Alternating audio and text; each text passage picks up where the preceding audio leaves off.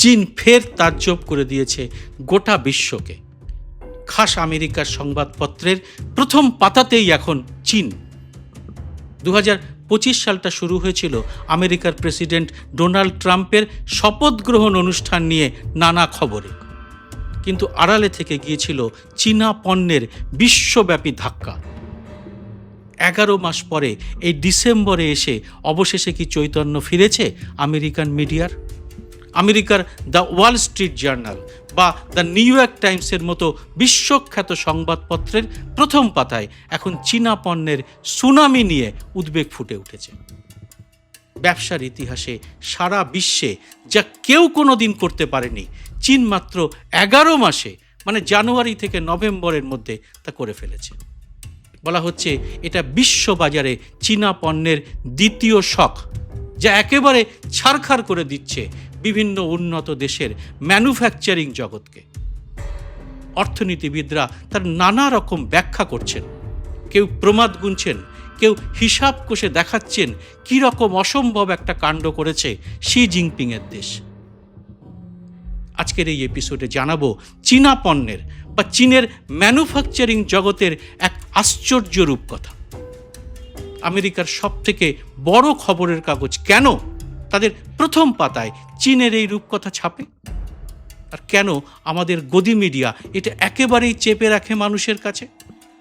এটা জানতে ভিডিওটি শেষ পর্যন্ত দেখবেন এবং এটি লাইক ও শেয়ার করে আরও মানুষের কাছে পৌঁছে দিতে ভুলবেন না।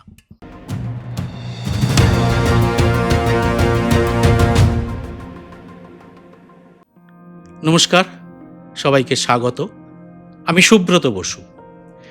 আমেরিকার প্রেসিডেন্ট ট্রাম্প আর 10টা দেশের মতো চীনকেও টাইট দিতে গিয়েছিলেন তার ট্রাম্প ট্যারিফ চাপিয়ে। মনে করে দেখুন, ট্রাম্প যখন পাগলের মতো চীনের উপর ট্যারিফ চাপিয়ে চলেছেন, সে সময় শি জিনপিং নিজেই এগিয়ে এসে বিবৃতি দিয়েছিলেন, শুধু শুল্ক যুদ্ধ কেন, যে কোনো যুদ্ধের জন্যেই আমরা তৈরি। সরকারি বিবৃতিতেও চীন বলেছিল আমেরিকা যে কোনো যুদ্ধ শুরু করতেই পারে, কিন্তু যুদ্ধ শেষ করব আমরা। এরপরে হোয়াংহো এবং টেমস নদী দিয়ে অনেক জল বয়ে গেছে। প্রায় মাথা নিচু করে ট্রাম্প চীনের বহু দাবি মেনেও নিয়েছেন, মানে মানতে বাধ্য হয়েছেন। এখন চীনের উপর 60% ট্যারিফ লাগিয়ে রেখেছেন তিনি। কিন্তু দ্য নিউ ইয়র্ক টাইমসের প্রতিবেদন বলছে এই সাময়িক ক্ষতি চীন সামলে নিয়ে এক অভূতপূর্ব রপ্তানি বাণিজ্য বিশ্বজুড়ে ছড়িয়ে দিতে পেরেছে। অঙ্কের ছোট্ট হিসেবটা আগে একটু শুনে নিন। মাত্র 11 মাসে চীন $1 ট্রিলিয়ন বেশি ট্রেড সারপ্লাস মানে বাণিজ্য উদ্বৃত্ত করেছে। 11 মাসে এই কাজ এর আগে বিশ্বে কেউ কোনোদিন করতে পারেনি। 1 ট্রিলিয়ন মানে 10 লক্ষ কোটি। ভারতের মোট অর্থনীতির সাইজই এখন 4 ট্রিলিয়নের, যদিও এই হিসেব গোজামিল বলে জানিয়েছে আন্তর্জাতিক অর্থভাণ্ডার বা IMF। যাই হোক, চীন কিন্তু এবছরের 11 মাসে বাণিজ্য করে ভারতীয় রুপিতে 900 লক্ষ কোটি টাকা মুনাফা করেছে। ছোট্ট করে বলি, ট্রেড সারপ্লাস বা বাণিজ্য উদ্বৃত্ত কাকে বলে? যখন কোনো দেশ বিদেশ থেকে তাদের কেনা পণ্যের চেয়ে বেশি পণ্য বিদেশে বিক্রি করে, তখন তাকে বলে ট্রেড সারপ্লাস। মানে সহজ কথায়, আপনার দেশ বিদেশ থেকে 1 টাকার পণ্য কিনলো আর নিজের দেশের 3 টাকার পণ্য বিদেশে বিক্রি করলো, তাহলে সেই দেশের লাভ বা ট্রেড সারপ্লাস হলো 2 টাকা। এর উল্টোটা হলে, মানে বিদেশ থেকে 3 টাকার পণ্য কিনে নিজের দেশের 1 টাকার পণ্য বিদেশে বিক্রি করা হলে, সেটা হলো 2 টাকার ট্রেড ডেফিসিট বা বাণিজ্য ঘাটতি। এখানে একটা ছোট্ট তুলনা দিয়ে নিই। অক্টোবর মাসে ভারতের ট্রেড ডেফিসিট মানে বাণিজ্য ঘাটতি হয়েছে $41.68 বিলিয়ন, যেটাকে রেকর্ড বলা হচ্ছে। গত বছরের অক্টোবর মাসের থেকে এই ঘাটতি বেড়েছে 59%, মানে নিচের দিক থেকে রেকর্ড করছে মোদির ভারত। যাই হোক, আবার ফিরে আসি আমেরিকার সংবাদপত্রের প্রতিবেদনে। চীনের পক্ষে এবার এই রেকর্ড করা খুব আশ্চর্যের বিষয় কেন? কারণ ট্রাম্প ট্যারিফের ধাক্কা। প্রতিবেদনগুলি বলছে ট্রাম্পের শুল্ক বৃদ্ধির পরে আমেরিকায় চীনা পণ্যের বিক্রি 22% থেকে 13% পর্যন্ত নেমে গিয়েছিল। এবং কোনো কোনো ক্ষেত্রে তা 8 থেকে 9% হয়ে গিয়েছিল, যেমন হয়েছে ভারতের পণ্যেও। কিন্তু এতেও ট্রাম্প চীনা পণ্যকে বিন্দুমাত্র টাইট দিতে পারেননি, কারণ তারা ঝাঁপিয়ে পড়ে বিশ্বের অন্য বাজার খুঁজে নিয়েছে। মনে করুন, ভারতের শাসক দলও কিন্তু বলেছিল ট্রাম্পের এই শুল্ক বৃদ্ধিতে আমাদের কিছু যায় আসে না, আমরা বিকল্প বাজার খুঁজে নেব। কিন্তু এরপরে তা নিয়ে আর কোনো তথ্য কেউ দেননি, সংসদেও এ নিয়ে আর কোনো আলোচনা হয়নি। কিন্তু চীন পেরেছে। কিভাবে? সেটা কিন্তু খুব ইন্টারেস্টিং। তারা তাদের ঘাটতি পূরণ করল দক্ষিণ পূর্ব এশিয়া, আফ্রিকা, ইউরোপিয়ান ইউনিয়ন এবং লাতিন আমেরিকায় পণ্য বেচে। এই সব দেশে এতটাই চীনা পণ্যের আগ্রাসন বেড়ে গেল যে ইউরোপের শিল্পশক্তি এখন পড়ে গেছে ভীষণ চাপে। কারণ চীনা বৈদ্যুতিক গাড়ি বা ইলেকট্রিক্যাল ভেহিকল ইউরোপে ইতিমধ্যেই আলোচনার একেবারে কেন্দ্রবিন্দুতে এসে গেছে। জার্মানির অটো ইন্ডাস্ট্রি বিশেষভাবে উদ্বিগ্ন। এর কারণ কি? কারণ আর কিছুই নয়, চীনের উৎপাদন ব্যয় এদের তুলনায় অনেক কম, আর এদের কাঁচামালের বেশিরভাগই চীন থেকে আসে এবং নতুন প্রযুক্তিতে চীন এদের চেয়ে গত কয়েক বছরে অনেকটা এগিয়ে গেছে। এ তো একেবারে সোজা পথে মার, কিন্তু এর বাইরেও চীনা কৌশল রয়েছে অন্যভাবে, মানে বাঁকা পথেও। সেটা কি রকম? মার্কিন শুল্ক এড়াতে অনেক চীনা কোম্পানি এখন Vietnam, Malaysia, Thailand, Bangladesh, Mexico, Ethiopia এই সমস্ত দেশে নিজেদের পণ্য নিয়ে গিয়ে ফাইনাল অ্যাসেম্বল করছে। এরপর ওই সব পণ্য ওই দেশের নামে ও ছাপ লাগিয়ে আমেরিকায় ঢুকিয়ে দিচ্ছে। ফলে চীনের সরাসরি রপ্তানি কম দেখালেও আসলে চীনা শিল্পই এতে লাভবান হচ্ছে। চীনা রপ্তানি ঠিক কতটা লাভবান হচ্ছে? দ্য নিউ ইয়র্ক টাইমস এবং দ্য ওয়াল স্ট্রিট জার্নাল যা রিপোর্ট করেছে তা বিশেষজ্ঞদের চোখ কপালে তুলে দিয়েছে। জানুয়ারিতে ট্রাম্প যখন শপথ নিয়েছিলেন, সেই জানুয়ারিতেই চীন কিন্তু বিশ্ব রেকর্ড করে ফেলেছিল। সেবারেও তারা বাণিজ্য উদ্বৃত্ত 1 ট্রিলিয়ন করেছিল। কিন্তু এবার এই শুল্ক যুদ্ধের মধ্যে তা আরও বাড়িয়ে, মানে নিজেদের রেকর্ড নিজেরাই ভেঙে মাত্র 11 মাসে তারা $1.08 ট্রিলিয়ন পৌঁছে গেছে। বাকি রইল এখনো ডিসেম্বর মাস, আর এতেই চোখ কপালে উঠেছে মার্কিন সংবাদপত্রের। বিশ্ববাজারে চীনের এই কাণ্ড কারখানাকে বলা হচ্ছে চায়না শক 2.0। এটা কি ছোট্ট করে একটু বলে নিয়ে তারপরেই আসবো আসলে চীন শক 1 কি ছিল তার ব্যাখ্যায়। এই দ্বিতীয় শক বিশ্বের উন্নত দেশগুলির যে যে পণ্যের উপর আঘাত আনতে চলেছে বা ইতিমধ্যেই এনে ফেলেছে তার তালিকা কিন্তু লম্বা। বৈদ্যুতিক গাড়ি, ব্যাটারি, সৌর প্যানেল, সেমিকন্ডাক্টর অ্যাসেম্বলি, এআই ভিত্তিক হার্ডওয়্যার, ইলেকট্রনিক্স, অর্থাৎ আধুনিক জীবনযাপনে এবং আধুনিক বিজ্ঞান গবেষণার ঠিক যে যে ক্ষেত্রে অন্যান্য দেশ ধীর গতিতে এগোচ্ছে, সেখানে চীন এগোচ্ছে ঝড়ের গতিতে। এসব খাতে চীন এত দ্রুত অগ্রসর হচ্ছে যে প্রতিযোগীরা, মানে আমাদের ভারতের মতো দেশেরা, সেখানে টিকতে গিয়ে হিমশিম খাচ্ছে।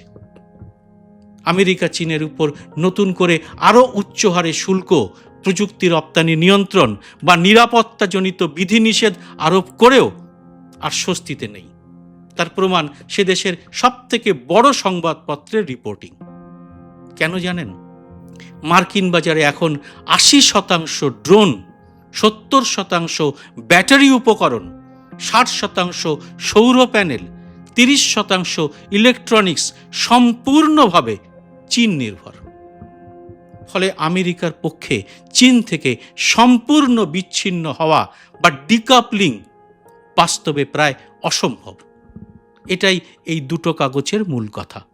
আর চীনা সরকারের দৃষ্টিতে রপ্তানি দেশের সবচেয়ে স্থিতিশীল অর্থনৈতিক শক্তি, আর তাই তারা কনস্ট্রাকশন, রিয়েল এস্টেট এবং আভ্যন্তরীণ ভোগবিলাস সামগ্রী কমিয়ে রপ্তানি বাণিজ্যকে সুপরিকল্পিতভাবে এগিয়ে নিয়ে চলেছে। আর এতে শুধু আমেরিকায় নয়, কাঁপছে ইউরোপও। ইউরোপিয়ান ইউনিয়নের চেম্বার অব কমার্স ইন চায়নার প্রেসিডেন্ট মন্তব্য করেছেন, চীনা অর্থনীতি সুপরিকল্পিতভাবে এখন বাজার দখল করছে। এবার চীনা শক 1 নিয়ে কিছু চমকপ্রদ তথ্য দেওয়া যাক। 2001 সালে WTO বা ওয়ার্ল্ড ট্রেড অর্গানাইজেশনে যোগ দেওয়ার পরে চীনের রপ্তানি বিশ্ববাজারে শক মানে ধাক্কা সৃষ্টি করেছিল। দ্রুত, সস্তা এবং বিপুল পরিমাণ পণ্য তারা বিশ্বজুড়ে ছড়িয়ে দিতে পেরেছিল। মনে করে দেখুন, সেই সময় আমরা 1 টাকা 2 টাকায় চীনা ব্যাটারি কিনতাম, কিন্তু সেগুলো ছিল সস্তা এবং অনেকটা নিম্নমানের। চীনা শক 1 বিশ্বকে এভাবেই চমকে দিয়েছিল। তার কারণ চীনের শ্রমব্যয় ছিল মাত্র 2% থেকে 10%। আমেরিকা, ইউরোপ বা জাপানের তুলনায় তা অনেক কম। ফলে টেক্সটাইল, ইলেকট্রনিক্স, আসবাব, প্লাস্টিক পণ্য, ধাতব যন্ত্রাংশ, খেলনা, লাইট, ইঞ্জিনিয়ারিং, বিশ্বব্যাপী সব ক্ষেত্রেই দ্রুত গতিতে ঢুকে পড়ে চীন। আমাদের দেশের বাজারেরও অনেকটা তাদের দখলে চলে যায়। আর এতেই হাহাকার পড়ে যায় আমেরিকায়। সেখানে আর ইউরোপে কারখানা বন্ধের ঢল নেমে যায়। লক্ষ লক্ষ কর্মী চাকরি হারান। শিল্পাঞ্চলগুলো দেউলিয়া হয়ে রাস্ট বেল্টে পরিণত হয়। বিশ্ববিখ্যাত শিক্ষা প্রতিষ্ঠান MITর একটি গবেষণায় দেখা গিয়েছিল 1999 থেকে 2011 মধ্যে আমেরিকায় প্রায় 20 থেকে 25 লাখ চাকরি চীনা শকের কারণে হারিয়ে গিয়েছিল। বিশেষ করে গ্রামাঞ্চলে এবং শিল্প নির্ভর শহরগুলো এতে ভয়াবহভাবে ক্ষতিগ্রস্ত হয়। এবার বুঝে নিন, মাগা তথা make America great again slogan কেন দিতে হয়েছিল ট্রাম্পকে, আর কেনই বা চীনকে আটকাতে এত ট্যারিফ বসাচ্ছিলেন ট্রাম্প। WTO-তে যোগদানের পর চীন রাষ্ট্রীয়ভাবে শিল্পে বিশাল ভর্তুকি দেয়। সস্তা জমি, সস্তা বিদ্যুৎ, ব্যাংক থেকে সহজ ঋণ, রপ্তানি ট্যাক্সে রিবেট, এসবের ফলে চীনের উৎপাদন ক্ষমতা এবং রপ্তানি বাণিজ্য আকাশচুম্বী হয়ে ওঠে। এখানে কি একটু চেনা চেনা লাগছে? এই সস্তার জমি, ব্যাংকে ছাড় মোদির ভারতে কে পান? একর একর জমি 1 টাকায় পান গৌতম আদানি এবং তার কিছু মিত্র। তার ফলে এখানে লাভ হয়েছে গৌতম আদানি এবং আর কিছু মিত্র কর্পোরেটের, আর ওখানে গোটা দেশের। তথ্য বলছে 2001-এ বিশ্বের মোট উৎপাদনে চীনের অংশ ছিল মাত্র 5%, আর 20 বছর পরে তা বেড়ে দাঁড়িয়েছে 30%। অর্থনীতিবিদরা বলছেন এই উন্নতি বিশ্বের ইতিহাসে কোনো দেশের ক্ষেত্রে এত দ্রুত ঘটেনি। আর আজ আমেরিকার সংবাদপত্রে চায়না শক 2.0 নিয়ে কেন এত কথা হচ্ছে? তার কারণ এখন ভিন্ন। চীন এখন আর ওই আগের মতো শুধু সস্তার জিনিসই বানাচ্ছে না। ইলেকট্রিক গাড়ি, ব্যাটারি, সৌর panel, semiconductor, drone, AI hardware, এইসব জটিল শিল্পে তারা এখন বিশ্ববাজার দখল করছে। এটাই এখন চীনা শক 2 নামে পরিচিত হতে শুরু করেছে। আর এটাই এখন গোটা বিশ্বের অর্থনীতিবিদদের হতবাক করে দিচ্ছে। ভারতের প্রধানমন্ত্রী মোদী অবশ্য এ পথে হাঁটাচ্ছে হিন্দু মুসলমান বিদ্বেষ, মন্দির তৈরি, নেহেরুর ইতিহাস এবং গরু নিয়ে গবেষণাকেই অগ্রাধিকার দিচ্ছেন। সংসদে সেই সবই আলোচনা হচ্ছে। এরকম একটা আলোচনার ছোট্ট ক্লিপ দেখিয়ে আজকের এই এপিসোড শেষ করব। এটা দেখলেই আপনারা বুঝবেন আমরা কোন পথে চলেছি।